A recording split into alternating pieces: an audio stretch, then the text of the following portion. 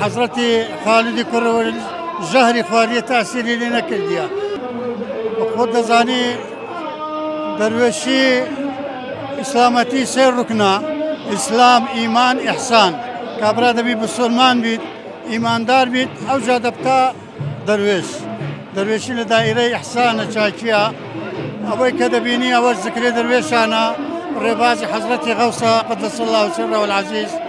ئەو ڕێبازەی کە دەبینی ئەو ذکرەی کە دەکرێت، ئەو دەروێشانەیشی کە بەپرچن، ئەوە سنەتی پێغەمبەری عەلەیهی سەڵات وسەلام و حەزرەتی جبرائیل عەلەیهی سەلام هەر جارێکی هاتی بتە خزمەت پێغەمبەری عەلەیهی سەڵات وسەلام لەسەر شێوەی سەحابەیەکە دەیانگوتی دوحیا پرچی هەبووە حەزرەتی جبرائیل وەختێ دەهات.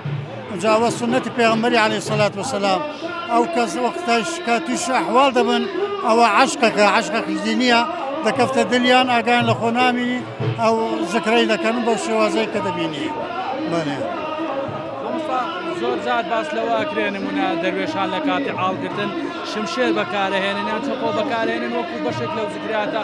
ئەمە چۆنە؟ چۆن ئەزیەتیان پێ ناکات، زیانیان پێ ناکات؟ ئەزیەت پێ ناکەویت. جەنابەت سوالت کرد لە دەربارەی شمشێر. ئەمون و تۆ ئەگە دەرزیەک لە خۆمان بدەین پێمان ئازارە، وەلاکن ئەوانە کە موعجزات بۆ پێغەمبەران هەبیت عەلەیهیمو السەلات، کەرامەتیش لۆ ئەولیایان هەیە. ئەوە کەرامەتێکی ئەولیایە، بەس ئێمە لەگەڵ نەفس و هەوانینە دەبیت شتەکە لۆ خوای بی، لۆ غایەتی دین بیت. هەچی دەکەی تو دروستە. حەزرەتی خالدی کوڕ ژەهری خواریە تاسیری لێ نەکردیە. هەیە خۆیان فڕینەوە ئاگریدایە، هەر وەکو حەزرەتی ئیبراهیم عەلەیهی سەلام تاسیری لێ نەکردیە. شتەکە لۆ خوایە. جا ئەوە کەرامەتەکە خدای تەبارەک وتەعالا لەگەڵ ئەولیای خدای تەبارەک وتەعالا لەبەر بەرزڕاگرتنی دینی ئیسلامەتیە.